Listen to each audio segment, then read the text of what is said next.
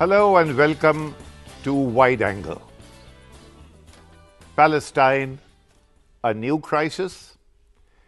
It would be extremely ironical when two Palestinian teams get together and it leads to a crisis. It's described as a crisis. In other words, the Fatah can either be friends with Israel, it can either be on talking terms with Israel, or it can be on talking terms with Hamas. It is a strange situation and stranger logic. To discuss this, we have a very distinguished panel here. My friend Chinmaya Gharekhan, who was special envoy to the Middle East. In fact, we met him in Gaza, if you remember, Chinmaya, when you were there. And then, of course, our friend Awwad, who is the senior most journalist among foreign correspondents in Delhi and an Arab journalist of long standing. Thank you. Before we talk to you, I also spoke briefly to Butaina Shaban, who is the advisor to President Bashar al-Assad.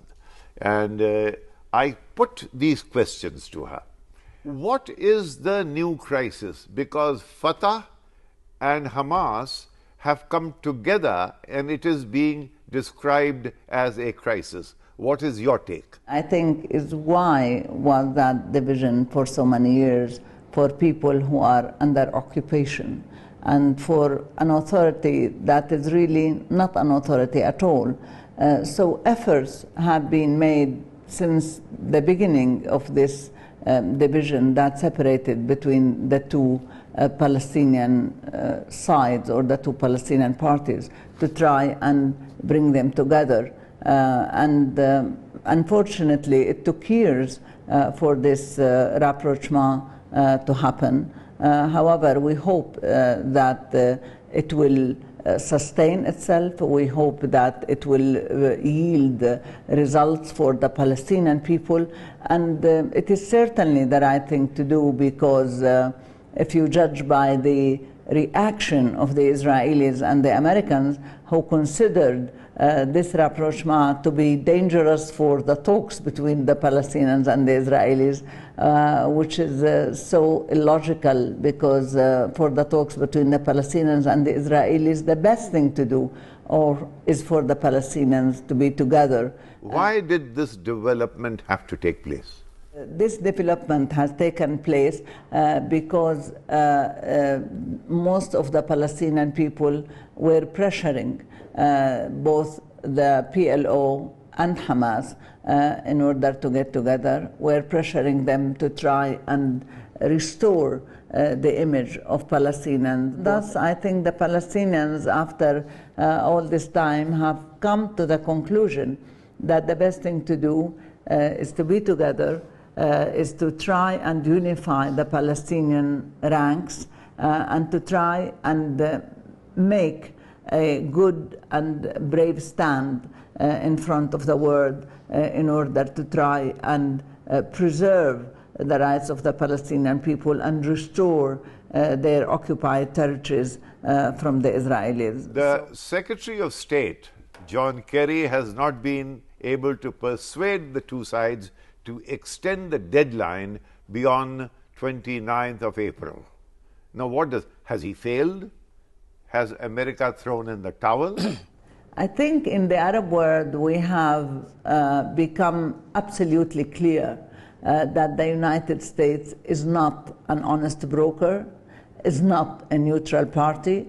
It is a party that supports Israeli occupation, supports Israeli settlements, supports the expulsion of the Palestinians from their lands. In fact, the talks since Oslo have been playing in the interest of the Israelis because the Israelis have established thousands of settlements during these years while imprisoning Palestinians. There are 13,000 Palestinian prisoners in the prisons in Israeli jail.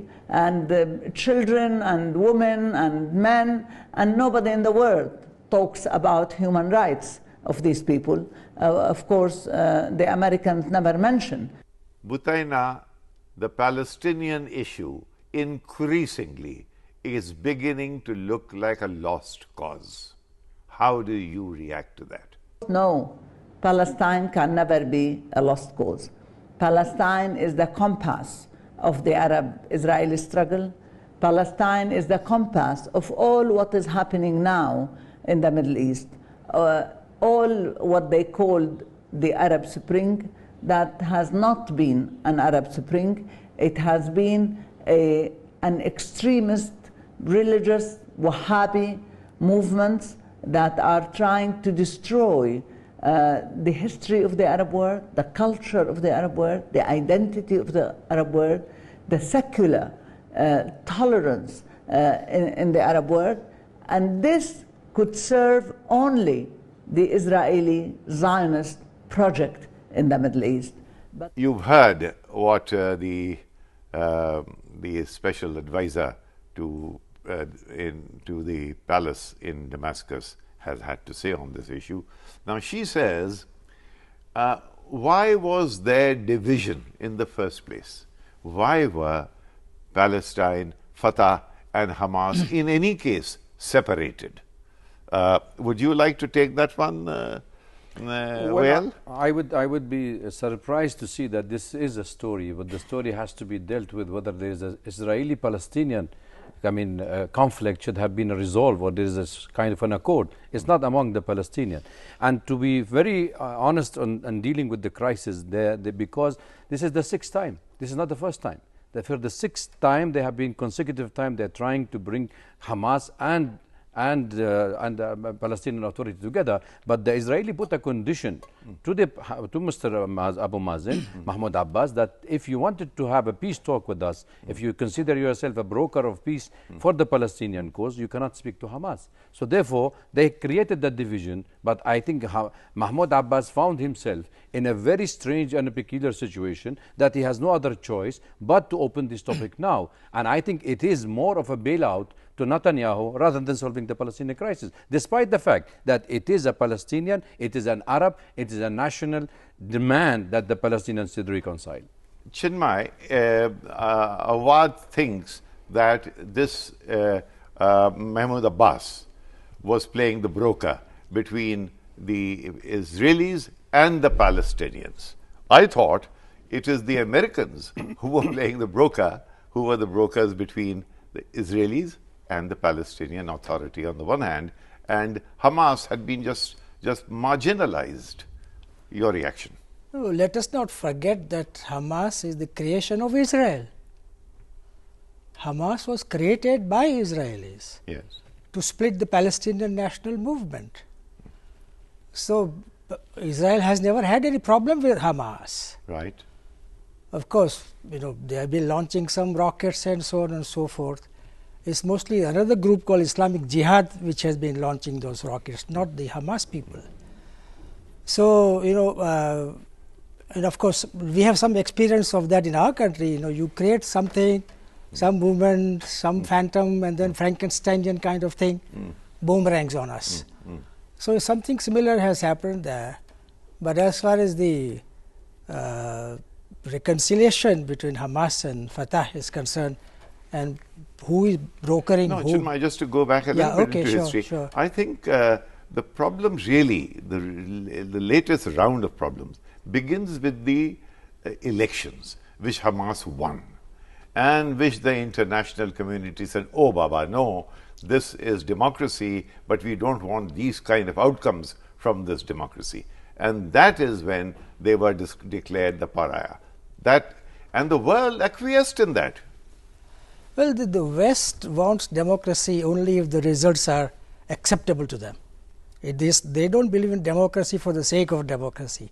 Only that democratic process which produces results which we can live with. So let's not have any illusions about this thing.